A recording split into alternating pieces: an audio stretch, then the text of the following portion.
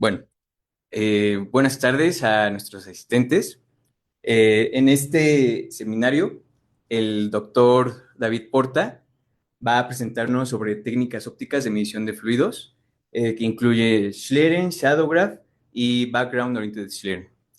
Eh, una pequeña semblanza del doctor David Porta Cepeda. Él se graduó de físico en el 2013.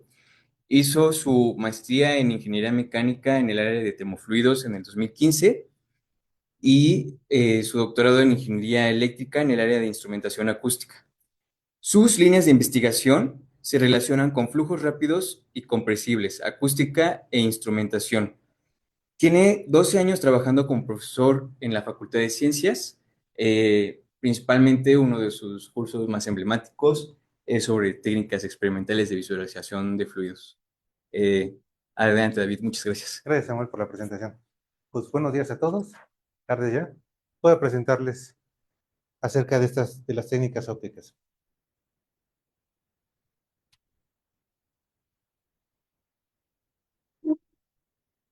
Ok. Las técnicas ópticas, en particular las cuantitativas, se deben a cambios que ocurren cuando hay cambios en el índice de refracción de la luz. Entonces, entre ellas están, como ya mencionó Samuel, está el Schlieren, el Shadowgraph, el Schlieren a color, la interferometría. Yo particularmente me voy a enfocar a los primeros tres.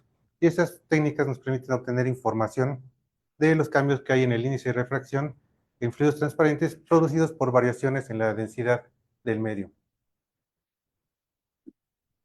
Entonces, ¿cómo funcionan estas técnicas? Imagínense, por ejemplo, como un espejismo. Nosotros vemos las palmeras y abajo sabemos que hay arena, pero lo que estamos viendo es que la palmera, como si estuviera agua y el reflejo de la palmera. Pero ¿qué es lo que está pasando aquí? Lo que está pasando es que el aire caliente, aquí está mucho más caliente que alrededor, lo que hace que la luz se curve. En este diagrama que tengo aquí, la luz debería llegar aquí abajo, pero debido a que aquí hay aire caliente, funciona como una especie de lente que redirige los rayos de luz al espectador. Entonces eso hace que aquí, en esta parte, no me llegue información porque están desviando los rayos de luz. Entonces, ¿por qué nos interesa medir el índice de refracción? Bueno, el índice de refracción se relaciona con la densidad, como voy a mencionar más adelante, y en el área de la mecánica de fluidos, estas son las ecuaciones que gobiernan, que es la ecuación de continuidad y las ecuaciones de Navier-Stokes. Como ustedes sabrán, y si no ahorita les digo, son 4 ecuaciones y tenemos 5 incógnitas, si consideramos que la densidad está variando. Porque tenemos la densidad, tenemos las 3 componentes de la velocidad, más la presión. Entonces, este problema no está cerrado, nos haría falta una ecuación más, que suele usarse la ecuación de gas ideal, escrita de esa forma. Entonces, la motivación de estudiar la densidad es cuando tenemos fluidos en donde, o mezclas de fluidos o sistemas en donde la densidad cambia. Entonces necesitamos obtener cuál es el valor de esta densidad. Entonces, ¿dónde se presentan estos fenómenos?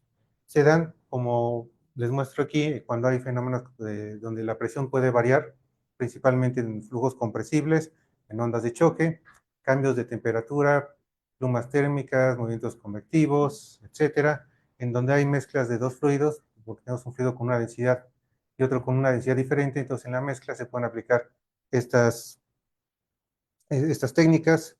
En la combustión, que realmente es una mezcla de las tres anteriores, una combinación de las tres anteriores. En plasmas se estudia porque los plasmas son gases eh, cargados eléctricamente donde hay cambios de densidad, también funcionan, y en fluidos birrefringentes. Entonces, para relacionar la densidad con el índice de refracción, se han propuesto numerosas relaciones, la mayoría de ellas empíricas, como son las que les muestro aquí, y que se han ido desarrollando a lo largo de la historia. Como pueden ver, incluso Newton propuso una relación entre el índice de refracción y la densidad.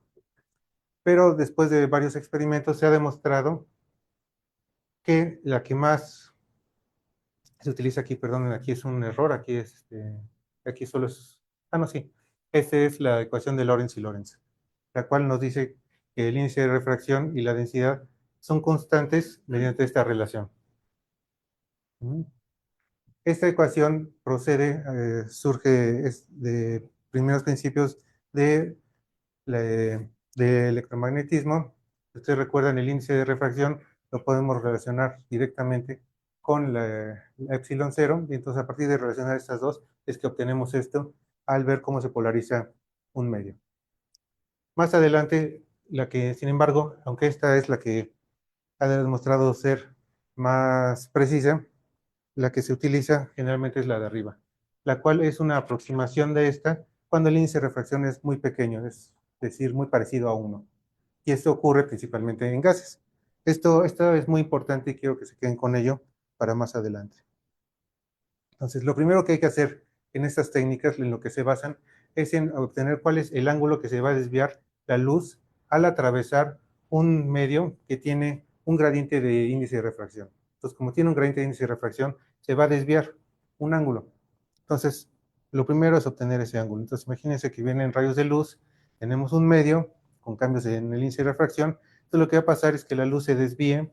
Vamos a suponer ahorita que la luz va a desviar todo el mismo ángulo, pero va a haber una distancia extra que va a recorrer la luz en diferentes partes. ¿Por qué? Porque hay un gradiente de índice de refracción. Entonces, este ángulo, que es el ángulo con el que se está desviando, es lo que queremos obtener. Entonces, se puede ver que la tangente del ángulo va a ser igual a este pedacito extra que está recorriendo la luz entre toda la altura que se está desviando el fenómeno. Entonces, esta relación se las pongo porque también es importante. Eh, para hacer esto, esta técnica se realizan varias suposiciones, las cuales son muy importantes porque nos van a limitar cuál es el campo en el cual podemos utilizar la técnica y dónde no. Entonces, en particular, lo que vamos a suponer es que la luz se va a mover en la dirección Z. Como por ejemplo, aquí el proyector se mueve de aquí para acá. Esta es la dirección Z en la que se está propagando la luz. Vamos a suponer que el gradiente de índice de refracción se va a dar en la dirección Y, pero también puede ser en la dirección X. Luego, la velocidad con la que se mueve la luz en el medio es C0, que es la velocidad de la luz en el vacío, entre el índice de refracción del medio con el que estamos trabajando. Y un rayo al atravesar va a atravesar una distancia dada por delta Z por C entre N, la velocidad de la luz, por el tiempo que le toma recorrer. Entonces, de esta forma, nosotros podemos obtener esta distancia. Regresando al ángulo, vamos a suponer que el ángulo va a ser ángulos pequeños. ¿Qué quiere decir esto? Que entonces vamos a poder aproximar el ángulo de desviación, la tangente del ángulo, como el ángulo. ¿De acuerdo? Entonces, esta es una limitación. Sin embargo, experimentalmente se ha demostrado que en el aire, el ángulo que se desvía esta delta epsilon varía entre el orden de 10 a la menos 6 y 10 a la menos 3 radianes. Entonces, es muy pequeño. Entonces, esta aproximación es válida. Entonces, aquí yo no los quiero agobiar con la deducción, solo lo importante que quiero que vean es que esto es geométrico y aquí lo que estoy utilizando es eh, la distancia que le va a tomar aquí y la distancia que le va a tomar recorrer en esta parte debido a que hay cambios en el medio y al final lo que se obtiene es esta relación que está aquí, que es esto. Entonces, al final lo que quiero que ustedes se queden es que el ángulo de desviación va a ser la integral de 1 entre n por la primera derivada, es lo importante, la primera derivada del índice de refracción respecto a la posición. Esta integral lo que nos está diciendo es que hay que considerar todo el espesor del fenómeno que estamos estudiando. Pero lo importante es que es la primera. Entonces, pausa tantito. Lo que se ven en este tipo de imágenes es un contraste. Entonces, lo que estamos viendo nosotros es, vienen los rayos de luz y similar a lo que les expliqué de, del espejismo, lo que pasa es que vienen rayos de luz y si no se encuentran con nada, llegan a esta zona en donde van a tener una intensidad dada por la intensidad de la luz. Sin embargo, en el centro, que nos vamos a encontrar con un cambio de refracción, la luz se va a desviar. Se va a desviar, entonces aquí ya no va a llegar luz y se van a generar regiones oscuras. Y aquí, a donde se desvió la luz, va a llegar con la luz que ya había llegado antes, por lo cual su intensidad va a aumentar. Entonces, esto es lo que nos va a generar nuestras regiones claras y oscuras. Como similar a lo que pasa, por ejemplo, cuando ponen un clip ah, sobre la superficie. Entonces, la tensión superficial hace que el agua se curve, se genera una especie de lente que hace que la luz se desvíe y se generen regiones claras y oscuras. Entonces, lo que estamos viendo al final es un contraste. Y el contraste se define como la diferencia entre las intensidades, entre la intensidad original. Entonces, aquí les pongo dos imágenes en las cuales pueden ver que esta tiene un bajo contraste. ¿Por qué? Porque este cociente es muy pequeño. En cambio, acá este es una imagen con el contraste más grande. Y se puede ver que la diferencia entre las regiones claras y las oscuras es más grande. Esto es el contraste y es lo que vamos a estar viendo en este tipo de imágenes. Voy a empezar con la técnica de Shadow Graph. La técnica de Shadow Graph consiste en tener rayos de luz paralelos que van a atravesar el fenómeno que va a tener cambios de inicio de refracción y, como ya vimos, también cambios de densidad en el medio. Entonces, un rayo que inicialmente llega por aquí se va a desviar un ángulo epsilon y, en lugar de llegar en este punto, va a llegar un poquito arriba. Si sale de la posición Y, va a llegar a la Y'. Por otro lado, otro rayo que viene de esta posición Y2 se va a desviar otro ángulo diferente, que lo vamos a poder escribir como epsilon más otro poquito, un delta epsilon. Entonces, en lugar de llegar aquí, va a llegar aquí una distancia Y2'. Entonces, si nosotros podemos saber cuál era la distancia entre esos rayos inicialmente y cuál fue la distancia de esos rayos después, vamos a poder saber cómo está dado el contraste, como justamente la diferencia entre la diferencia de rayos al principio entre la diferencia entre los rayos al final, multiplicado por la intensidad original. Entonces, haciendo un poco de trigonometría, que no me quiero detener mucho en eso, pero lo que voy a obtener es que a dónde van a llegar los dos puntos, y voy a poder expresar esto en términos de las variables originales. Con lo cual, después de hacer simplificaciones simples, ustedes van a ver que llegamos a esta parte. Aquí se hace la aproximación de que tengo una distancia muy grande, por lo cual la distancia que hay que recorre la luz por el ángulo va a ser muy pequeño en comparación con cuánto es la separación entre los dos rayos. Y entonces, de esto lo voy a poder aproximar a esta parte de aquí. Entonces, aquí, ¿qué sé con esto? Esto, el contraste, lo que yo voy a estar viendo, las regiones claras y oscuras, va a depender de la longitud a la cual está, por ejemplo, mi pantalla de fenómenos estudiando, por la primera derivada del ángulo. Y como les dije antes, el ángulo está dado por la primera derivada. Por lo cual, lo que estoy viendo en el shadow graph, la interpretación es la segunda derivada del índice de refracción respecto a la posición. Entonces, aquí hay un video que explica justamente cómo es el comportamiento de la luz. Suponiendo que tengo rayos, estos rayos llegan a esta parte donde llega a formar la intensidad original, pero si se encuentran aquí con una región donde tienen un índice de refracción, se van a desviar. Estas líneas representan a dónde no llegan y estas a donde sí llegan, formando regiones con una mayor intensidad y creando esos contrastes. Por otro lado, vamos a ver la técnica de Schlieren. La Schlieren, eh, la técnica Schlieren, su nombre se debe a que es una palabra alemana que significa rayadura. Esto se debe a que cuando estaban usando esta técnica, la persona que lo estaba estudiando está estudiando cristales. Y entonces, al ver los cristales, vio la técnica y vio pequeñas rayaduras que tenían sus cristales y dijo, Schlieren, y así se le quedó el nombre. Entonces, esta técnica consiste en, igual que Shadow Graph, tener rayos de luz paralelos que se van a encontrar aquí con un objeto que va a tener cambio de índice de refracción. A diferencia de Shadow Graph, aquí se coloca una lente. Esta lente, si los rayos fueran paralelos, haría que todos se enfocaran en este punto y de aquí se desviaran para acá. Justamente en este punto donde se forma el foco, yo voy a colocar una navaja, que realmente lo que quiero colocar es un pequeño obstáculo muy fino. Entonces, ¿qué pasa ahora? Como tengo aquí el cambio de índice de refracción, los rayos de luz se van a desviar y, como consecuencia de que se están desviando, ya no van a ser paralelos, entonces ya no van a pasar por el foco, se van a desviar un cierto ángulo, como podemos ver aquí. Entonces, ¿qué pasa? Con el rayo de luz que viene arriba, se desvía pero llega a la pantalla a formar imagen. Sin embargo, el que está acá abajo va a ser obstruido por la navaja y ya no va a formar imagen. Esto lo que me va a producir, como vemos en esta pequeña animación, es que me va a generar, aparte del contraste que me generaría el Shadow Graph, un contraste adicional. Estos son los rayos que llegan normalmente, forman la imagen original. Estos podemos ver que son los que no van a llegar y es el rayo de luz que va a ser obstaculizado por la navaja. Entonces me crea un gradiente adicional. Entonces, eh, lo que igual no los quiero entretener con la deducción geométrica, es muy simple.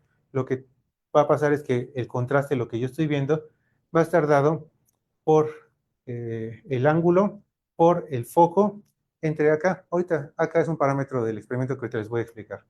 Entonces, epsilon va a depender, entonces epsilon, y epsilon es la primera derivada. Entonces, lo que me va a dar el Schlieren es la primera derivada.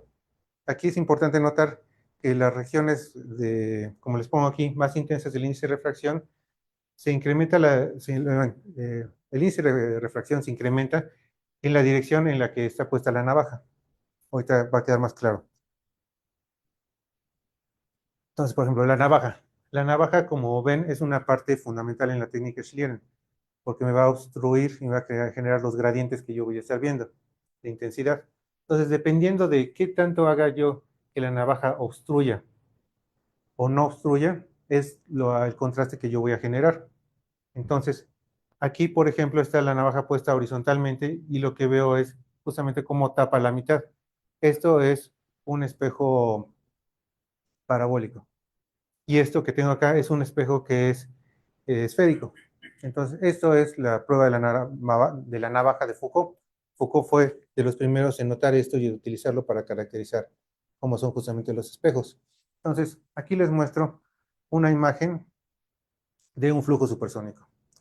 Un flujo supersónico consiste en un flujo que se acelera para que salga a velocidades mayores a la velocidad del sonido en el medio.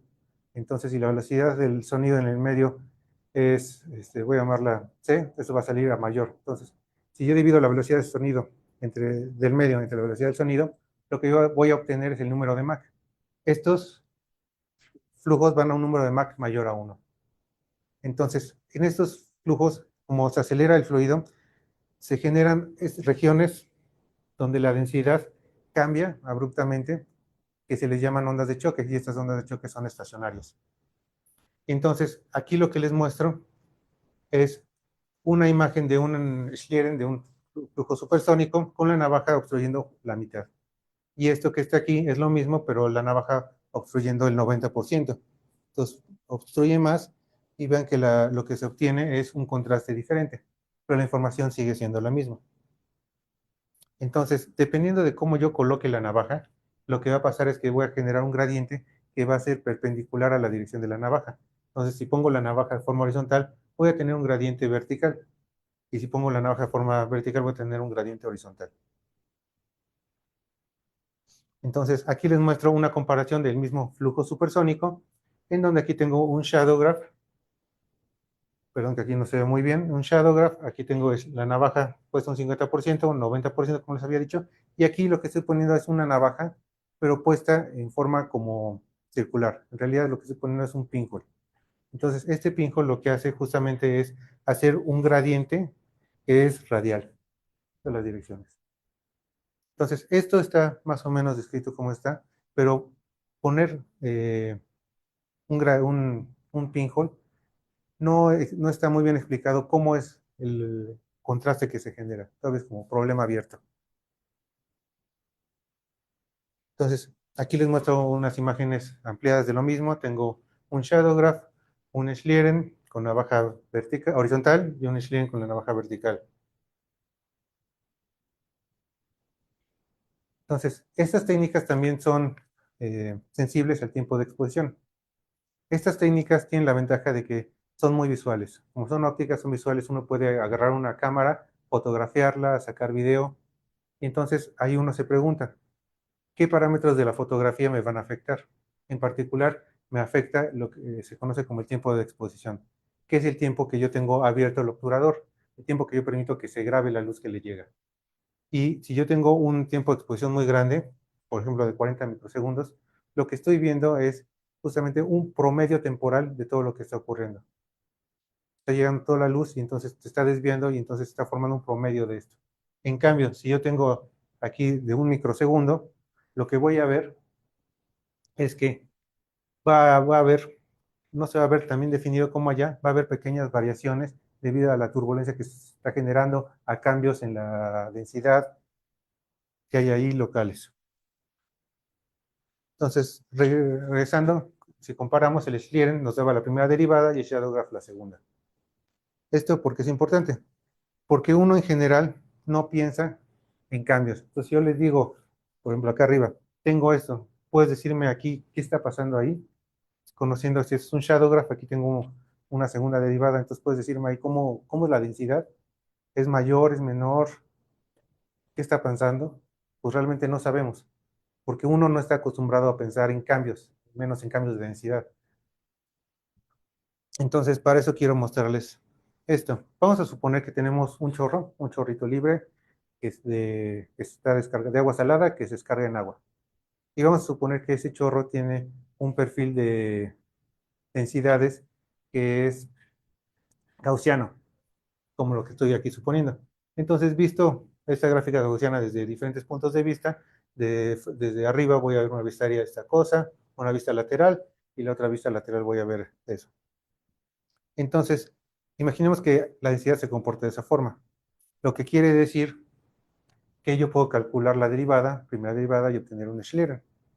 Entonces, la primera derivada de la exponencial es esta, de la gaussiana es esta. Tenemos esto que se ve aquí, visto desde arriba, lateral y lateral. Entonces, lo que nos está dando es la derivada en una dirección, lo que en cálculo le llaman la derivada direccional. Esto es, aquí está el chorrito que les estaba contando. El chorro sube, aquí abajo un orificio, sube, y esto que ustedes ven es el chorro de agua salada. Y lo que tengo alrededor es agua normal. Entonces, si me fijo solamente en esta región que está aquí y grafico cómo es la intensidad, puedo ver justamente que tengo primero una región clara y luego una región oscura y luego vuelvo a tener la intensidad normal, que es justamente lo que estoy viendo acá.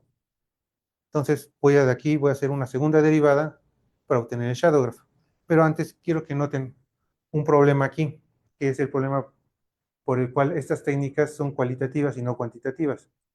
Porque si yo aquí tengo esto, que es la derivada, la primera derivada, un Schlieren, y yo lo tengo, yo quisiera regresarme a cómo es la densidad, no al cambio, tendría que integrar.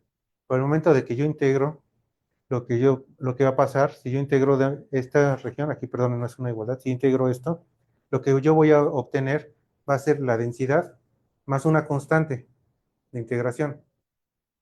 Entonces, y a la hora que yo derivo, pierdo esa constante de integración. Entonces, estas técnicas, el problema de cuantificarlas es obtener esta constante. Porque a la hora de derivarse esa información se me pierde y lo que me dice justamente es cuál es el nivel en el que están los cambios. Entonces, ahora sí, calculo la segunda derivada, que es de esta forma, y lo que voy a obtener es, la gráfica es una cosa de este estilo. Que pueden ver, tengo primero una pequeña subida, seguida de una región, una caída más grande, y de nuevo una pequeña subida, y ya luego te llega a lo normal. Entonces, aquí tengo una imagen shadow graph del mismo chorrito, y entonces ustedes pueden ver que si yo me agarro y grafico, lo que voy a obtener es justamente lo que tengo ahí. Tengo unas pequeñas subidas que son pequeñas en comparación con la bajada y luego se recupera. Entonces, esto es el shadow graph. Entonces, esto funciona para este fenómeno en particular, del cual yo supuse que se iba a comportar como si fuera una gaussiana. Pero esto no tiene por qué ser así necesariamente. Entonces, esto se los expliqué para que tener como una noción de qué es lo que nos está dando. Nos están dando dónde son los cambios. Entonces, esta es una imagen, una video Schlieren de una onda de choque que sale por una trompeta. Entonces, tenemos aquí una trompeta que se excita con, con generando un cambio brusco en la presión y lo que se produce es una onda de choque. Y aquí tenemos un obstáculo que hace que la onda de choque llegue y se refleje. Esta técnica sirvió porque se pudo cuantificar cuál es justamente la curvatura. Tal vez no pudimos saber ahí cuál es la densidad que hay ahí, pero sí podemos saber cómo es la forma de la onda. Esta técnica también funciona, por ejemplo, para estudiar levitadores acústicos. Aquí tenemos un levitador acústico, en donde la parte de abajo es un transductor que está sonando, y lo que estamos viendo aquí es el campo acústico, cómo está cambiando con el tiempo. Y lo que se ve aquí es una pequeña pelotita de unicel. Otros fenómenos que se pueden estudiar son típicamente cambios de presión. Por ejemplo, esta es una cortadora de agua que se encuentra en el ICAT. Funciona aventando agua a muy alta presión, y esta alta presión hace que lo que pongas abajo se corte. Es un cortador. Entonces nosotros trabajamos y nos dimos cuenta de que el chorro cuando sale a tan alta presión que el aire a su alrededor, que genera ondas de choque en el aire que está a su alrededor. Y estas son las ondas que están aquí. Entonces, esta técnica sirve muy bien para identificar fenómenos. Por otro lado, les quiero hablar de la técnica de Schlieren a color. La técnica de Schlieren a color funciona muy parecido a lo que ya les expliqué antes. Solo que en lugar de poner la navaja, lo que yo voy a poner es un filtro de color. Por ejemplo, papel celofán, mitad rojo, mitad azul, y sobre ahí voy a hacer incidir luz blanca. Entonces, ¿qué es lo que va a pasar? Lo que va a pasar es que voy a obtener imágenes como esta. Entonces, aquí tenemos una pluma térmica, tenemos agua normal, y en la parte de abajo está calentando. Y lo que se ve es una pluma térmica que está subiendo. Por otro lado, acá lo que tenemos es un encendedor, del cual se está viendo cómo es el gas que sale del encendedor. ¿Cuál es la explicación de esta técnica? Lo que estamos haciendo es, al momento de poner un, un filtro, es como si hiciéramos dos Schlieren al mismo tiempo. Entonces, en rojo está viéndose como si tuviera la navaja obstruyendo todo lo que pasa por el azul, y viceversa. Y entonces lo que nos ayuda esta técnica es un poco más a ver hacia dónde se están yendo los rayos de luz. Entonces, todo lo que les expliqué ahorita de estas técnicas son muy útiles para identificar fenómenos, para ver cómo está pasando las cosas, pero también tienen la limitación de que no nos permite medir como tal la densidad. Lo que sí nos permite es, te tomo una imagen y a partir de ahí poder cuantificar la posición, cómo cambia la forma. Pero si nosotros quisiéramos medir la densidad, no se puede con estas técnicas, ¿sí? Pero sí se puede hacer con esta técnica que les voy a mencionar ahorita. Esta técnica lo que vamos a utilizar es, como les comenté antes, partimos de la ecuación de Lorentz y Lorentz, que relaciona el índice de refracción con la densidad a través de esta constante, y vamos a suponer que el índice de refracción es muy parecido a 1. Entonces, si es muy parecido a 1, se pueden hacer aproximaciones y llegar a esta ecuación, que es la ecuación de Glastonbury, donde esta acá, esta constante, se puede escribir de esta forma. Entonces, básicamente lo que me está diciendo, no me quiero meter mucho, es que esta parte lo que me está diciendo es que la acaba de depender del material que estoy estudiando. Y de este lado lo que me está diciendo es que va a depender de la longitud de onda o de las longitudes de onda con la que esté excitando mi fenómeno. Entonces, ¿cuál es el problema de esta acá? Que sí está esta expresión, pero no es fácil medirla y no hay como una base de datos en donde yo pueda revisar yo quiero estudiar, no sé, CO2. Pues fijo cuál es la constante del CO2. No existen, no hay bases de datos de eso, lamentablemente. Entonces, la técnica que utiliza para medir la densidad se llama Backrand-Schlieren o BOS por siglas en inglés.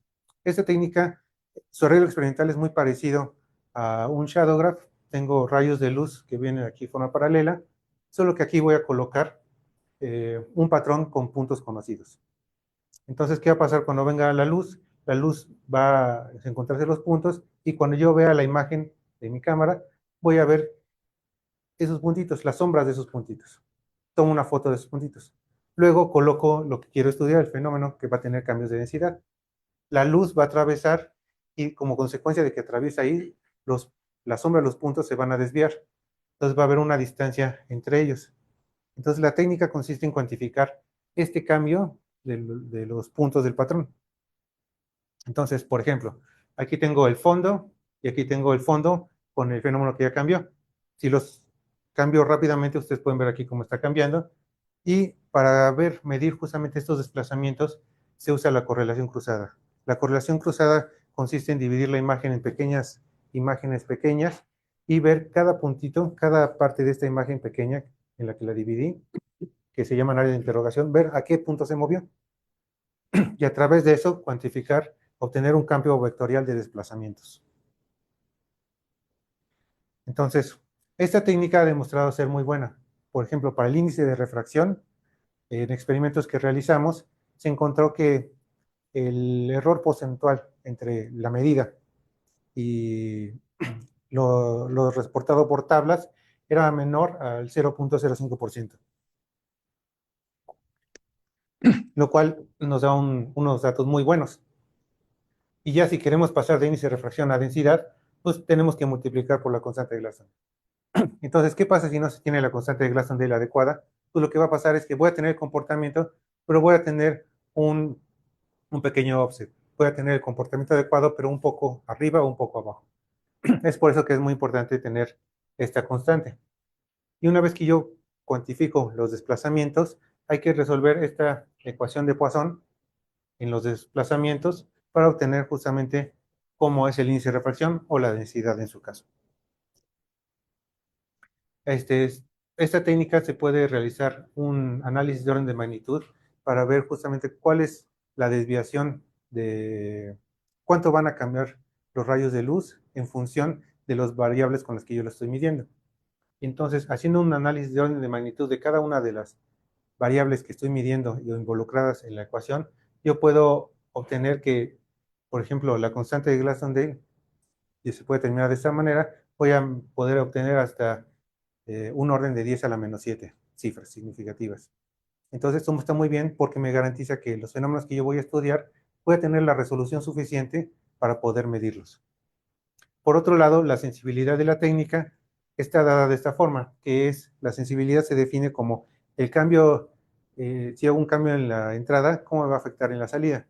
Entonces, un pequeño cambio en los desplazamientos, ¿cómo se van a afectar por un cambio en el ángulo de la luz? Entonces yo sustituyo esto y lo que me sale es que va a depender de la magnificación por la distancia en la que yo ponga la distancia entre el objeto y el patrón que estoy estudiando. Entonces esto es muy bueno. En instrumentación, si se fijan, esto no tiene como un límite, te dice que el sistema no se satura. Entonces voy a poder medir siempre. ¿Cuál es el problema? Que la magnificación y la distancia, esa distancia, están amarradas por la óptica que yo utilice. Entonces, a pesar de que si el sistema no se me satura, va a depender de la óptica con la que yo tome las fotos. Entonces, ¿se acuerdan que yo les enseñé hace ratito el chorro? Entonces, aquí tal vez no se vea muy bien, perdón, pero ahí está el chorro. Entonces, aquí lo que hice es con la técnica de voz pude justamente cuantificar cómo era la densidad.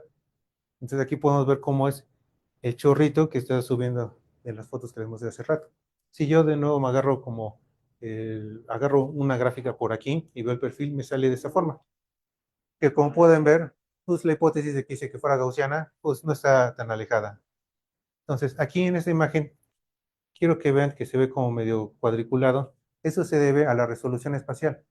La resolución espacial va a depender de cuál es el área de interrogación. Les dije que yo para hacer esto dividía la imagen en pequeñas imágenes. Dependiendo de cómo yo divida esas imágenes, va a ser la resolución espacial que yo voy a obtener ahí. Entonces, aquí son otras imágenes que tenemos. Esto lo hizo una alumna. Y lo que estamos viendo aquí, esto es el gas que hay eh,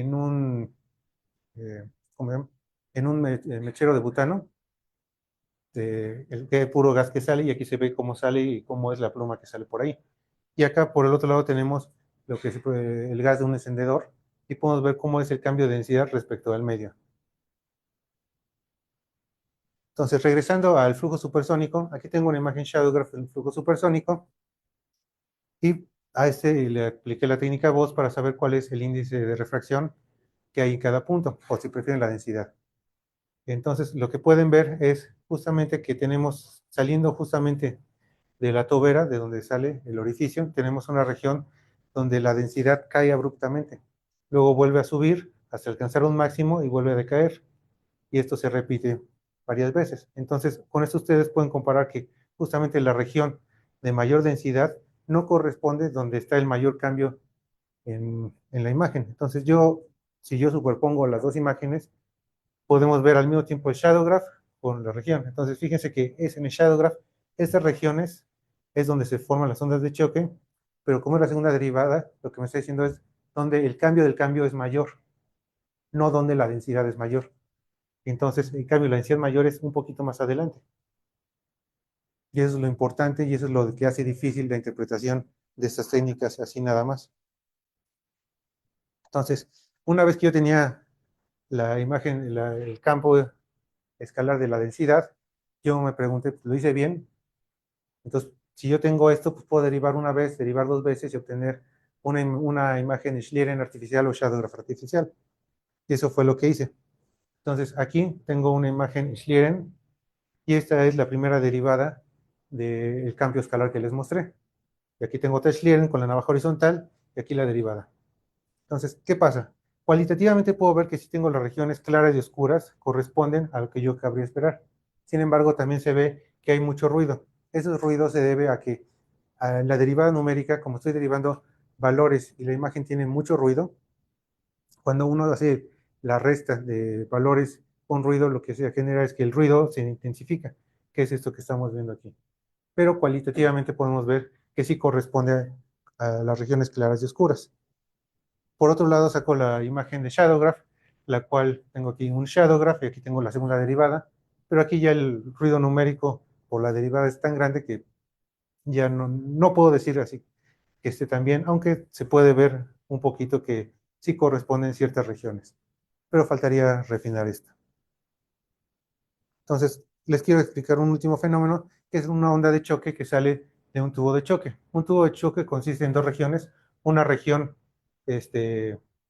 donde hay una menor presión y una región donde hay una presión mayor, separadas por una membrana, en este caso una membrana de papel. Cuando la presión en la cámara de alta presión aumenta tanto que la membrana de papel ya no lo resiste, esta se rompe súbitamente, como pueden ver en este video, y lo que pasa es que se produce una onda de choque.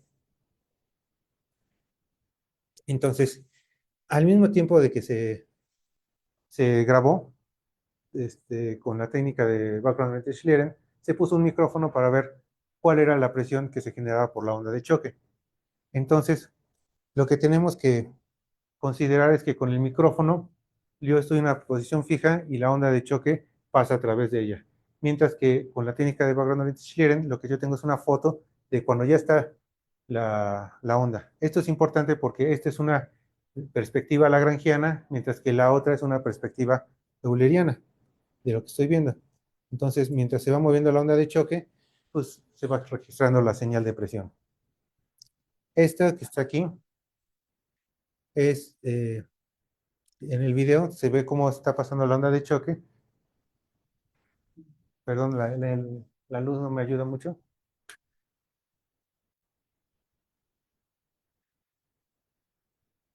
Ahí está ya.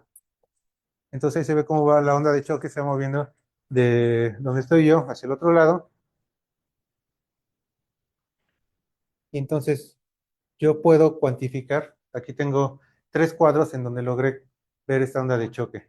Y entonces aquí lo que estoy viendo justamente es cuál es la densidad que hay en cada parte. Entonces, a pesar de que la onda de choque se ve como una parte muy delgadita, lo que está pasando es que en sus alrededores hay una región de, primero, la onda viaja en esta de aquí para acá. Entonces, de este lado primero tengo una caída súbita en la presión. Aquí en medio tengo una región donde la presión se estabiliza, pero luego inmediatamente vuelve a subir la presión. Entonces, esto también lo vi en la señal grabada con el micrófono. En la señal, el micrófono estaba sincronizada con lo que yo estoy viendo.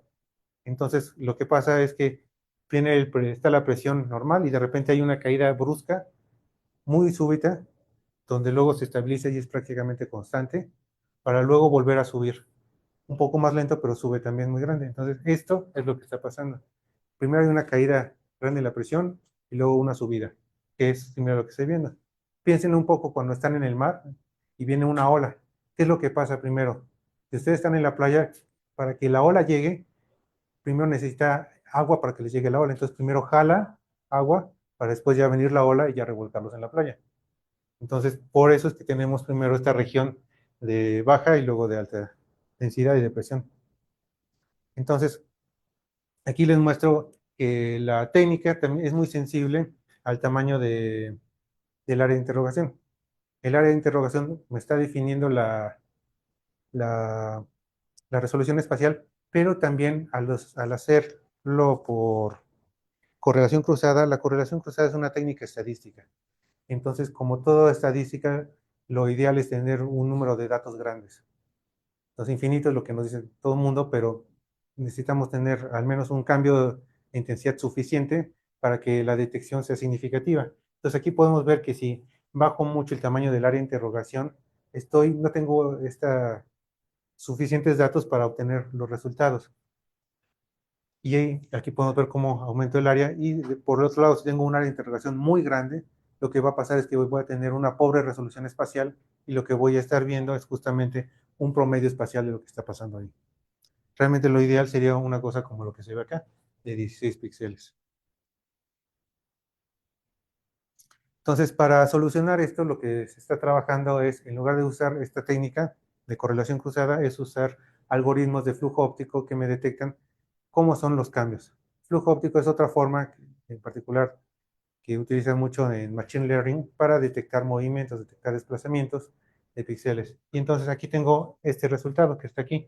Esta lo que me permite es la misma onda de choque, pero el flujo óptico me puede agarrar prácticamente de píxeles vecinos. Entonces con esto aumenta mucho la resolución espacial y me permite ver detalles que de otra forma se perderían.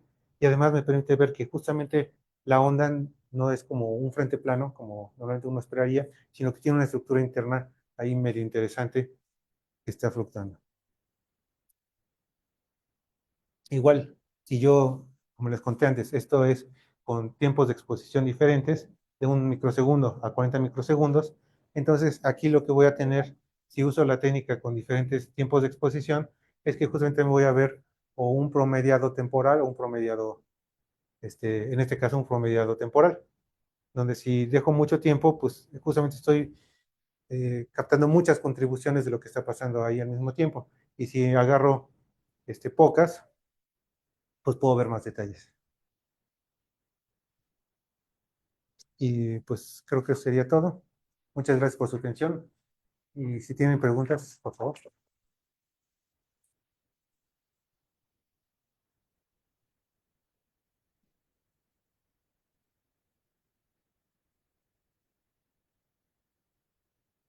Gracias, David. Entonces, ¿dudas de nuestro público? Hola David, Hola, mucho gusto. mucho gusto. Varias preguntas. La primera es, ¿por qué la técnica VOS o sea, se le llama Background Oriented Schlieren? Si no hay, o sea, ¿por qué es una Schlieren Si no hay navaja. si no hay navaja? Ajá. Muy buena pregunta. De hecho, esta pregunta cuando empecé yo a trabajar con la técnica, este, me la hice también. Entonces, viene de a ciencia cierta no sé por qué sea. Mi interpretación es que cuando uno está viendo la deducción, uno saca que, aquí no lo tengo, no lo puse, pero uno saca el, que los desplazamientos aparentes son proporcionales a la primera derivada. Entonces, como yo estoy estudiando la primera derivada, Pues, bien. entonces si la primera derivada, entonces supongo que de ahí surge el nombre. Ok. Lo segundo que quería preguntar era en la gráfica está más adelante, no vi el número, perdóname. Este, más adelante, en la que se ve la estructura. Ah, esa, la anterior. Este, Bueno, esa también me sirve. ¿Qué es O sea, cuando hablamos de ondas de choque, me acuerdo que se generaban ondas de rarefracción y bajones. O sea, ¿eso lo puedes estudiar aquí con esto? sí, en principio sí. Entonces, esto es una onda, es un pulso, de donde no se está transportando materia, solo está transportando la energía, cómo va cambiándose cómo va cambiando la presión en la posición. Y sí, puedo, como el video que puse de la trompeta, donde había reflexión de las ondas, aquí también debe haber esa reflexión y debería poder estudiarse. Y de hecho, es parte del trabajo futuro, estudiar justamente en donde se superponen, cómo ahí crece la densidad. Al ser ondas de choque, ya en teoría no son ondas no lineales, entonces el principio de superposición ya no es válido. Entonces ahí ver cómo aumenta, cómo crece, pues está interesante. Y ya por último, dices que utilizaste un micrófono. ¿Cómo haces la conversión de lo que detecta el micrófono a presiones en pascales? Sí, el micrófono es un micrófono de sonda de Burger Keller. Son micrófonos hechos específicamente para esto. Mm. Son micrófonos de sonda, quiere decir que tienen como un pequeño tubito que yo lo puedo poner a donde yo quiera. Entonces, por ejemplo, aquí este es un tubo de PVC, sí, un tubo cuadrado de plástico. Y entonces aquí puse yo el, el micrófono. Entonces, antes de usar el micrófono tiene una caja donde tú puedes meter el micrófono y en donde se controla muy bien cuál es la presión que hay ahí adentro. Entonces, conociendo cuál es la presión, hay una presión de referencia y utilizando aquí no tengo, pero la gráfica de calibración que me da el fabricante, Mm. puedo a través de establecer mi cero, saber cómo es la sensibilidad del micrófono, puedo transformar el voltaje a presión en pascales y pues, en atmósferas, lo que tú quieras. Y ya por último, el patrón, ¿cómo lo decides? O sea, tiene que ser muy amplio, o sea, de puntitos o... El patrón es una buena pregunta. El patrón es fundamental porque necesito tener muchos puntitos, porque si hay regiones donde no tengo puntitos, pues no voy a ver desplazamientos, entonces mi resolución espacial también depende de la cantidad de puntitos. Ujú. Entonces, cuando utilizas, eh, ¿cómo se llama? Correlación cruzada, pues necesitas tener una gran cantidad de puntitos. Entonces, si tienes puntitos muy grandes, pues no vas a perder resolución espacial. Si tienes puntitos muy chiquitos, pues puede ser que tu cámara no los vea, Mm, mm. porque lo que puede pasar es que si un puntito tiene que ser de mínimo del tamaño de un También píxel, pixel. Ujú. porque si no, como el píxel es la mínima cantidad que te contiene información, si tienes si es más chiquito que un píxel, pues no te va a servir de nada. Por Mm. otro lado, la forma de cómo es el patrón, todo el mundo recomienda que sea un patrón aleatorio, porque si no lo es aleatorio, de alguna manera tú puedes sesgar tu resultado. Algunos hicimos el experimento de que ponemos un patrón regular y lo que pasaba es que se sesgaba el resultado hacia una sola dirección. Entonces estaba montado el desplazamiento más una dirección. Ok. Muchas gracias, Edgar. ¿Más preguntas? ¿El Yo público? tengo una pregunta. Cuando mostrabas el patrón que se formaba con espejos, el espejo parabólico y ¿era una lente esférica o un espejo Espejo. parabólico? Ah, bueno, el espejo esférico eh, se veía curioso. Sí, justamente. Foucault estaba trabajando, primero fueron las técnicas de Jean Shadowgraph, fueron mucho antes que Foucault, pero Foucault las retoma, las ve y empieza a hacer estudios. Y Foucault, cuando está poniendo la navaja, se da cuenta que aparece este patrón o dependiendo de cómo es la forma. Entonces, lo que hace Foucault se dio cuenta de que dependiendo de cómo es el espejo, si es parabólico o si es esférico, el patrón de sombras que se va a ver es diferente, porque justamente el foco, en donde va a estar en lugares diferentes, por ejemplo, el parabólico va a llegar la luz y se va a reflejar, tal cual va a llegar al mismo punto. Pero el esférico, lo que vas a tener es en particular una aberración de coma. Entonces, ¿qué es lo que va a pasar? Que no vas a tener el foco en un solo punto, sino en una región espacial. Y esta región espacial lo que te genera que esto se ve invertido. Tienes aquí esta parte, lo que pasa es que esta parte de aquí está en un foco, en un foco y esa parte está en otra parte del foco. Por eso que Oh, ocurre. vale, gracias. De hecho, esto se utiliza mucho para caracterizar la calidad de los espejos para telescopios. Oh, ya. Muy bien. Eh, ¿Sí? Este, En el experimento este que hiciste de la vela, creo que es el de Jessica. Ajá. Este, así. Está bien. ¿Qué resolución obtuvieron? De Resolución de qué. distancia, o sea, en distancias, son densidades, ¿no? Sí. Ajá, la resolución espacial de la densidad, pues. O sea, Pues, por ejemplo, son, aquí puedes ver, no sé si se responde a tu pregunta, pero de aquí a acá son 3 centímetros. No, sí, 3 dice la -3. Son milímetros. o sea, y cada Tres punto cuadrito cinco es un milímetros. píxel, Sí, no, no, no exactamente. ¿no? Ok. Son dos píxeles, porque en el flujo óptico estamos agarrando un píxel comparando con el otro. Entonces lo que estamos viendo en realidad son 2 píxeles. Ok. Información de la diferencia de esos dos Sí, píxeles. sí. Sí, adelante, Samuel. eh, ¿Podrías describirnos un poco más sobre la técnica de flujo óptico, como qué algoritmo es? Básicamente el flujo óptico lo que agarra es este que usa. Hay muchas como algoritmos de flujo óptico y lo que intenta detectar es el movimiento. Entonces aquí lo que estamos haciendo son restas de píxeles. Entonces tenemos un píxel y el vecino y por ahí le tenemos que dar un peso, no, ahorita no me acuerdo cómo es la función de peso, para sopesar esa resta. Entonces, esto es muy bueno, sin embargo hay veces que si el desplazamiento es muy grande, si se desplaza más de un píxel, pues entonces ya no estás obteniendo bien el resultado.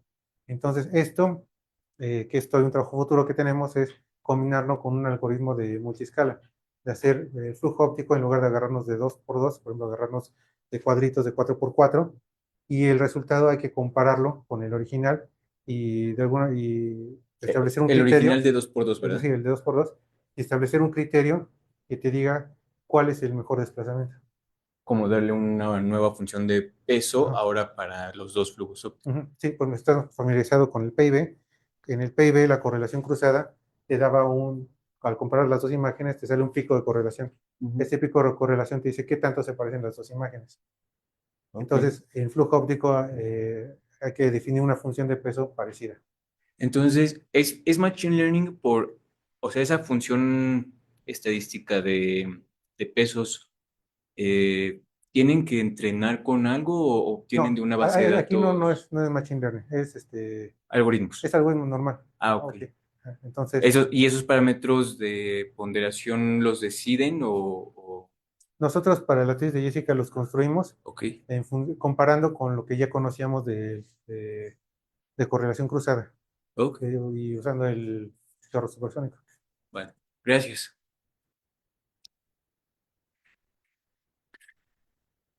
Muchas gracias, David. Oye, a mí me sigue inquietando un poquito el tema de que sale primero la bajada de densidad y después subida. Y estaba pensando que ese sistema, pues es más o menos como, o sea, estándar, ¿no? Ajá. Entonces, en la literatura, igual reportan que primero baja la presión y después sube. Sí, en la literatura he encontrado, en particular en ondas de choque, es donde más sí he encontrado que estudié un artículo viejo de creo que era todavía NACA, Ujú, en donde estaban justamente un flujo supersónico, un tubo en perdón, una onda de choque que viaja por una guía de ondas. Y ujú. ellos lo que detectan es justamente, no una gráfica parecida como la que está aquí, pero sí detectan una caída en la presión. Y, por ejemplo, recientemente hacen cavitación y generan, no era cavitación, hacen una pequeña explosión y le está contenida en lugar de, digamos, hacen una explosión en el centro con un láser y en lugar de que tenga aquí un círculo contenido como el que yo estoy aquí, es una espiral. Entonces se genera una onda de choque espiral y ellos también están midiendo la presión Y lo que ven es justamente esto también, que primero tiene una región de aquí y luego de acá. El primero baja y luego sube. Luego baja y luego sube. Increíble. Sí, es algo que yo la primera vez que lo vi dije, ¿cómo? ¿Qué está pasando aquí? Sí, sí, sí. Porque no es como muy intuitivo. Exactamente. Es como cosas que no lo esperarías. Pero justamente yo lo pienso por la conservación de masa, porque justamente para que la presión luego pueda subir tanto, primero tiene que agarrar esa masa de algún lado. Pero pues la Entonces, agarraría de la cámara de presión alta, ¿no? Que tiene más masa. pero la cámara de presión alta lo único que está haciendo es como romper la membrana rápido para que se genere la explosión y que se mueva. Porque después se ve que se rompe la membrana, se genera la onda de choque y pasa la onda de choque y mucho tiempo después, digo, comparado con lo que mueve la onda, sale ahora sí una región que alcanza como un frente donde va todo el aire a alta presión.